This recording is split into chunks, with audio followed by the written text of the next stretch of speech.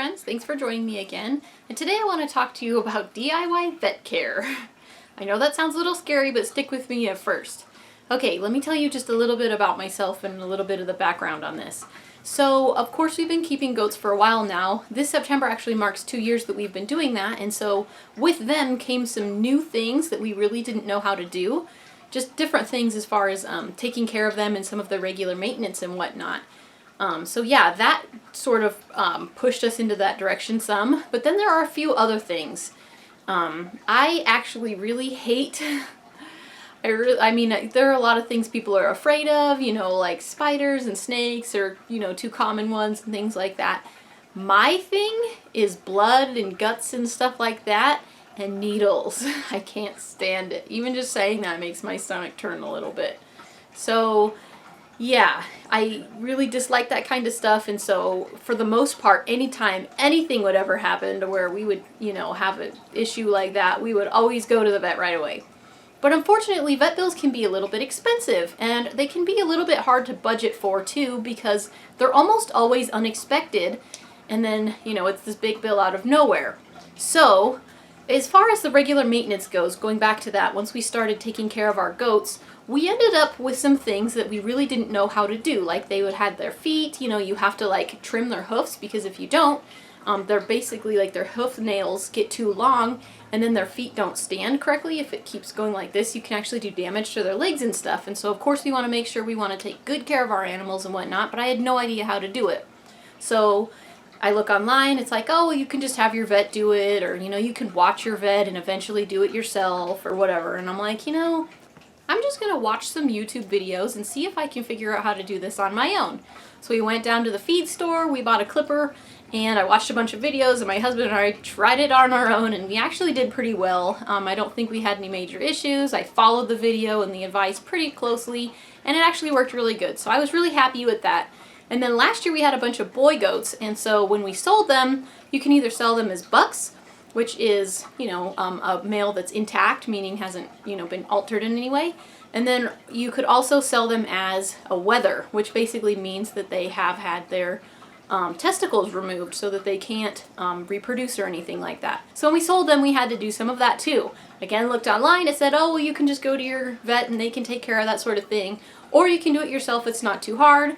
Watched a bunch of videos, went to the supply store, picked up all the materials we needed, the little band things, the little rubber band things, this tool thing that like takes the band and opens it up so you can put it on there, and then it sits on there and basically cuts off the circulation to them. They shrivel up and fall off. It's pretty gross, but hey, we did it ourselves and saved actually a whole lot of money, and so now we have a bunch more bands and the materials, you know, the tools and everything, so that if we ever have, you know, baby boys and we need to sell them again, we can do it ourselves.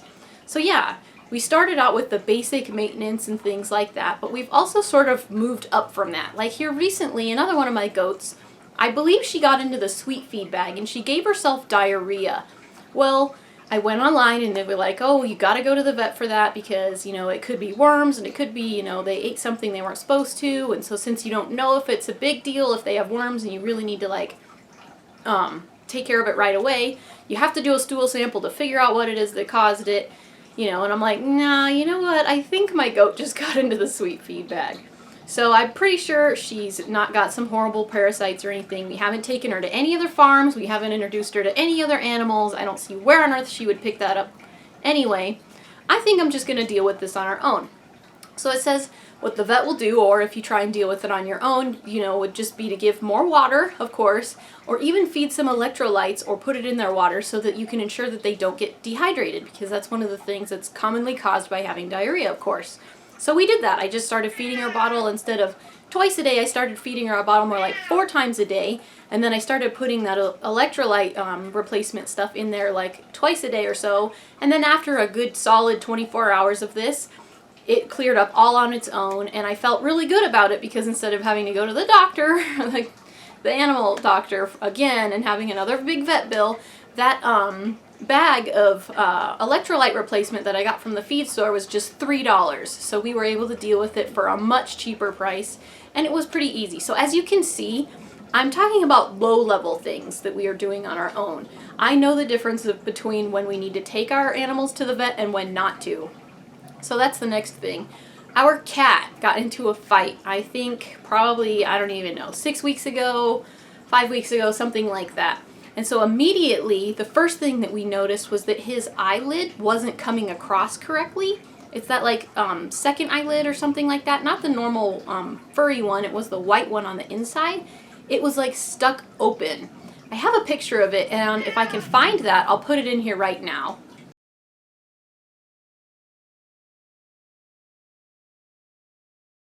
After that, I just decided, you know, okay, I'm not sure what is the matter with him. I'll just put some eye drops in it. And so I took some pink eye drops that I actually had for my children, and I put it in there, and it made it a whole lot better. It made the swelling and everything go away and whatnot. But then later on, he ended up with another issue where his lymph nodes swelled up really bad. And so this is one of the instances where I'm like, no, this isn't something I can deal with. You know, he has an infection and we probably need to do something about this. So this is an instance where I did take him to the vet. He gave him an antibiotic shot. He gave him a steroid and then some other antibiotics for me to continue to give to him and whatnot. And it was like over $100. I think it was like 104, 114 or something like that. But then, yes, his infection did eventually go down. But not long after that, he was itching at his face and he cut open a big hole on his face. So I went to the vet and said, hey, I just need one of those face cones. It was only like $10. So I put the cone on his head. But the problem is the spot on his cheek where he had cut open just kept oozing. And so I'm like, well, you know, he was just on antibiotics. He probably has a compromised immune system now. I'm just going to give him a chance to just try and get rid of this on his own. And so we did that for a while. We were patient with it. We tried to get it better. We would wipe it, you know, and then put some antibiotic ointment on it and whatnot. And after a few weeks of trying to be patient about it, you know, it just wasn't getting better. On Saturday night, we were all getting ready to go to bed. My husband was like, you know, we need to clean up his face because he had gotten the nickname Conehead Stinkface because the infection was kind of stinky. And of course he had that cone, which was kind of sad. But anyway, so we were trying to clean his cheek. And this time, instead of it being like the other times when we just would wipe away, you know, the ooze that had dried up and crusted, it actually had like a hard object in it.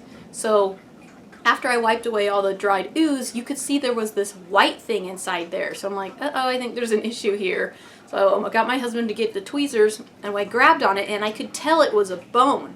So here it is, Saturday night, and we found out he's got this loose bone inside of his cheek, and I'm thinking, this is probably why it's not healing on his own after a few weeks, because this bone probably broke somehow. Who knows? He probably got in a fight, maybe something bit his face and hurt his eyelid, and then it, you know, broke a piece of it off or whatever. I don't know. Here's this broken bone just floating around in his face.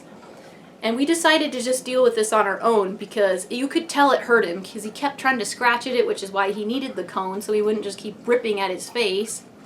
You could tell it was hurting him and he needed to get this bone out because it's obviously causing an infection. So I'm like, you know, he gets sick in the car anyway, it's going to stress him out.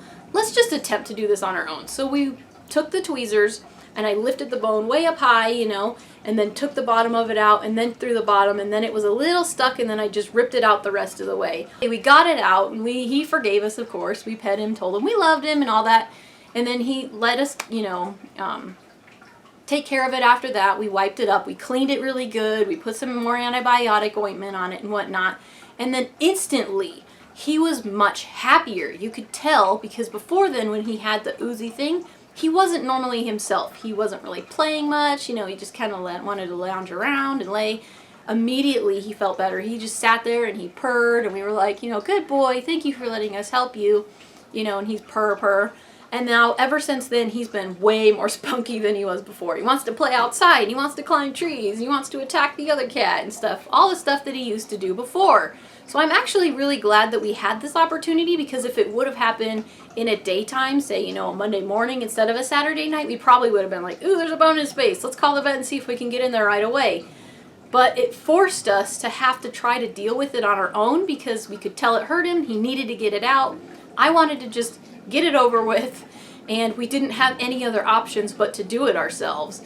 As gross as it was, and as much as I don't like it, it was all bloody, and you know I don't like that kind of thing. We got it out and it was all better. And I'm going to show you in a second, but his face is way better now. That oozy spot was, you know, there for weeks and now it's totally gone. So here he is, Mr. got himself into some trouble. You can see this spot on his cheek where it's getting better now. This whole area used to be a big black, I would say probably this big. It would just ooze and then get stuck, and now look at it. It's just this tiny little thing, even just after this amount of time. And he's happy, it's healing, and he's way better now.